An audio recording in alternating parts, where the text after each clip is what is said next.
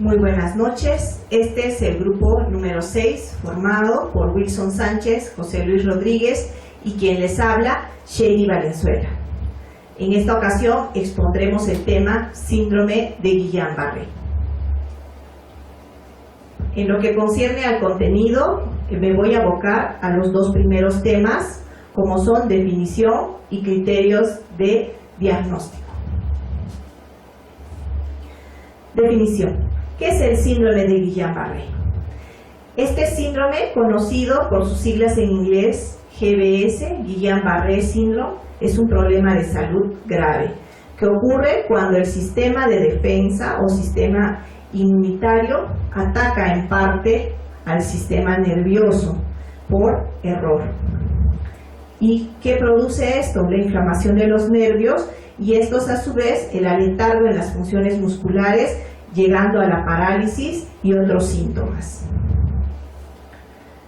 Las causas que originan esta enfermedad aún son desconocidas, pero pueden presentarse en individuos de cualquier edad, principalmente en personas de ambos sexos entre los 30 y 50 años de edad. Este síndrome, a su vez, también es el principal responsable de la parálisis neuromuscular aguda. Y según Pascual 2008, se tienen los estudios que aproximadamente 1 a 2 personas de cada 100.000 habitantes la padecen, con una tasa de mortalidad de aproximadamente 5 a 15%. Criterios de diagnóstico.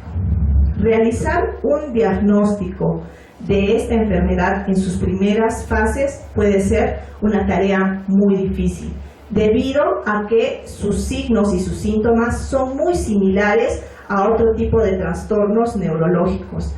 Y además, estos signos y síntomas pueden variar con las personas.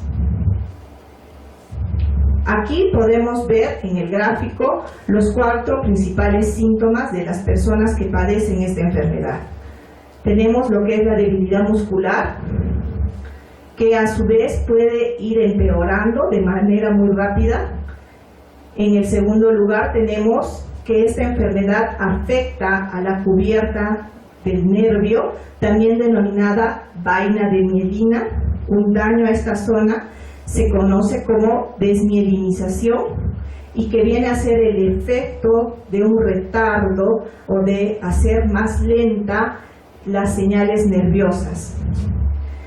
Y en tercer lugar, nosotros también podemos observar lo que viene a ser la parálisis, que puede ser completa, es decir, puede afectar a ambos lados de nuestro cuerpo, iniciando en lo que viene a ser las extremidades inferiores y dando paso o abriéndose hacia las extremidades superiores. Esto a su vez va a producir lo que se denomina la pérdida de la función muscular. El doctor, el médico que te atiende, podría recomendarte lo siguiente, que viene a ser lo que es el análisis de punción lumbar o punción medular, que consiste en extraer una pequeña porción del líquido que se encuentra en la cavidad vertebral para hacer el análisis. Si este líquido presenta variaciones, se está descartando entonces la presencia de este síndrome. También se puede llevar a cabo estudios de electromiografía, que consiste, como pueden ver en la figura, de introducir una aguja con electrodos hacia los nervios del músculo para ver su funcionamiento adecuado. De igual manera, se lleva a cabo estudios de la conducción nerviosa. En este caso, se mide directamente cómo es que las señales nerviosas funcionan directamente y afectando al músculo. Los electrodos son puestos encima de la piel, que se encuentra encima de los nervios musculares. Muchísimas gracias. Vamos a continuar analizando los diagnósticos del síndrome de Guillain-Barré. En este caso vamos a dar el diagnóstico neurofisiológico. Si bien es cierto, el síndrome de Guillain-Barré es esencialmente clínico, debe cumplir 2 procesos obligatorios neurofisiológicos. El primero de ellos es el criterio de la sensibilidad neurofisiológica, que lo definimos o lo analizamos con dos parámetros. El primero de ellos es el criterio de Guillain-Barré, que nos dice que la sensibilidad aumenta hasta un 60% en la primera semana. El segundo es el criterio de Lanois, que nos dice que la sensibilidad aumenta hasta un 90% en la primera semana. El otro criterio es el criterio electrofisiológico de la mielina, que está basado en los análisis de Korbler. De todos los pacientes, en la primera semana alcanzan este criterio un 22%. Bien, vamos a hablar un poco más acerca de la mielina. La mielina es un conductor que permite al axón enviar la información, que es el axón. El axón es una de las partes fundamentales de la neurona. Vamos a imaginarnos nosotros que tenemos un conductor eléctrico donde la capa exterior que viene a ser el aislante es, en este caso va a ser la mielina. Entonces, cuando el cerebro envía toda la información hacia los puntos finales, que en este caso puede ser nuestro músculo, pueden ser las glándulas, lo hace a través de los nervios. Entonces, todo está bien cuando la información que se envía hacia los músculos es de una forma constante.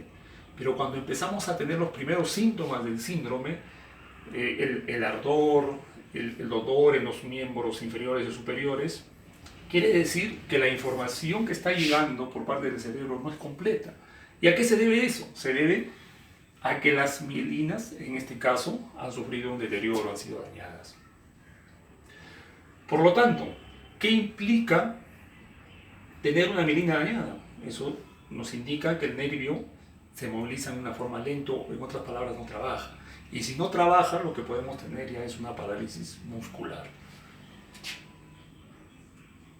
Bien, otros estudios neurofisiológicos que emplean los especialistas está el reflejo de parpadeo. ¿En qué consiste? Consiste en colocar una serie de electrodos dentro de la cara del paciente. Tenemos dos electrodos que se colocan debajo de los músculos orbitales inferiores, dos electrodos que se colocan en las partes laterales, un electrodo que va en la parte del mentón, que es un electrodo de seguridad o electrodo de tierra, también se conoce así, y se empieza a hacer una estimulación al nervio supraorbitario. Los estímulos pueden ser sensitivos, visuales o acústicos. Una vez que estos estímulos se dan, el paciente empieza a dar una serie de respuestas. Entonces el especialista empieza a catalogar esa serie de respuestas y va a emitir un diagnóstico que será complementado ya con los diagnósticos previos que ha tenido el paciente de síndrome. Por lo tanto, las variantes clínicas de este síndrome, la mayoría de ellas, un 85%, está con un deterioro de mielina que lo hemos visto en las anteriores diapositivas. Un caso un poco más complicado y afecta al sistema motor y sensitivo, que viene a ser un síndrome agudo axonal o simplemente motor. Y un caso ya más complicado tiene que ver con el síndrome de Miller-Fisher, que se caracteriza por la presencia de tres características muy importantes, que viene a ser la oftalmoplegia, que viene a ser el déficit del globo ocular en el ojo, la ataxia, la incapacidad para los movimientos, y la reflexia, la falta de reflejos. Tres temas muy importantes para la vida diaria de una persona. Hola, ¿qué tal? Mi nombre es José Rodríguez. Continuando con la exposición del síndrome de Guillain-Barré, presentada por el grupo 6, voy a tocar la parte de la escala funcional de la gravedad clínica, que consta de etapas enumeradas del 0 al 6. En la etapa 0 tenemos al paciente aún sano y normal, aún no pasa nada. En la etapa 1 comienzan los síntomas y signos leves, en los cuales el paciente aún puede caminar, pero sin hacer mucho esfuerzo, no puede correr sin mayor esfuerzo.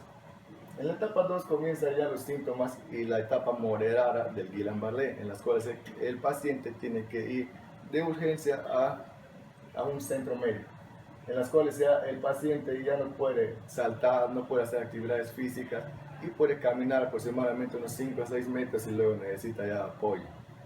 En la etapa 3 tenemos el caminar con apoyo, en las cuales el paciente ya no es independiente y necesita una persona que esté a su costado para que le apoye a hacer sus cosas. En la etapa 5 ya tenemos lo que es el paciente postrado en cama, ya es la parte grave del Guillain-Barré, y ya tiene que ser tratado de suma urgencia. Tenemos luego la ventilación asistida, en las cuales prácticamente el paciente vegetal tiene que estar asistido con un ambiente cálido para que pueda recuperarse. Y lo consiguiente ya es la muerte, las cuales en los últimos tiempos la tasa de mortalidad para este síndrome ha ido ascendiendo. Continuando, tenemos a lo que viene a ser los tratamientos. En general, todo paciente diagnosticado con el síndrome tiene que ser tratado en UCI, Unidad de Cuidados Intensivos de Suma Urgencia. Existen en la actualidad dos métodos más conocidos, entre las cuales son la plasmaféresis y la inmunoglobulinas intravenosas. La plasmaféresis consiste en sacar toda la sangre del paciente, separar los glóbulos blancos, los glóbulos rojos, las plaquetas, separarlas y aislarlas del plasma. Luego insertar la sangre ya sin el plasma, las cuales el plasma puede ser regenerado rápidamente por el cuerpo humano. Y la inmunoglobulina intravenosa, las cuales viene a ser la inducción de sangre purificada de parte de las donaciones. En lo que es los ensayos, puede ser que la utilización de ambos métodos no sea muy eficaz. E inclusive algunos estudios han diagnosticado que las inmunoglobulinas intravenosas suelen ser más rápidas, debido a que la plasmaféresis es un poco más complicada y un poco más grave de usarla, ya que al sacar la sangre todo eso puede haber riesgos. Normalmente la plasmaféresis se utiliza ya como cuando hay recaídas o cuando ya no hay mucho que hacer, ya que las inmunoglobulinas no funcionaron, o sea, es como un estado de emergencia. La plasmaféresis es un estado de emergencia. ¿A qué pacientes hay que tratar? Aunque la evolución natural del síndrome en la infancia es mejor a la adulta, el resultado de los tratamientos no es diferente entre ambos grupos de edad. Tipos de evolución precoz de la enfermedad. El empeoramiento de la situación funcional. Si ya está en el estado 3, las cuales ya es el estado moderado, conviene tratar lo antes posible para diagnosticar el síndrome de Guillain-Barré. En el curso estable, tras el empeoramiento inicial, ante la previsible evolución benigna, ya aislar en un cuarto, la actitud será de vigilancia, se estará vigilando al paciente para una posible recaída, tratándolo. Y la mejora progresiva instantánea, ya no hacer las intravenosas ni las plasmaféresis para no evitar contradicciones. Continuando, tenemos lo que es las dosis, las dosis de la inmunoglobulina intravenosa, las cuales en adultos no deben ser muy significativas, y la evolución en plan de una dosis de 3 a 6 días. Y en niños, la misma dosis, pero utilizada solo en 2 días.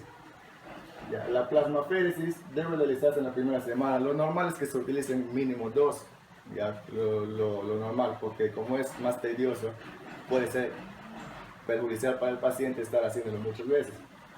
Solo en casos graves requieren 4 recambios, y si un caso muy grave, hasta 6. Y con las conocidas corticoides que se han estado utilizando para este síndrome, pero que fueron descartadas porque no mejoran la evolución, sino que retrasan la recuperación. Que son las corticoides, son derivados de las esteroides, de las cuales generan hormonas y todo eso, pero fueron descartadas por los médicos porque presentan contradicciones. Bueno, como grupo llegamos a las conclusiones que el síndrome puede presentarse en cualquier edad, puede ser niño, adulto, anciano y otro. Para su tratamiento, tomar en cuenta el estado de descarga de gravedad para tomar prudencia al momento de tratarla, puesto que una sobredosis puede ser perjudicial para el paciente. Con el pasar de los años, se está obteniendo mejores componentes y tratamientos que ayudan a contrarrestar el síndrome de Guillain-Barré, con la mejora de la tecnología y el avance científico. Y tener conocimiento de los síntomas, todas las personas tienen que informarse sobre el síndrome para poder detectar a tiempo. Si tienen algunas molestias, las cuales son características del síndrome, acudir a un centro médico lo más urgente posible. Acá les apuntamos algunas citas bibliográficas y pueden revisarlas para que apoyen, y sin más que decir en esta oportunidad, les decimos muchas gracias de parte del Grupo 6. Hasta la próxima.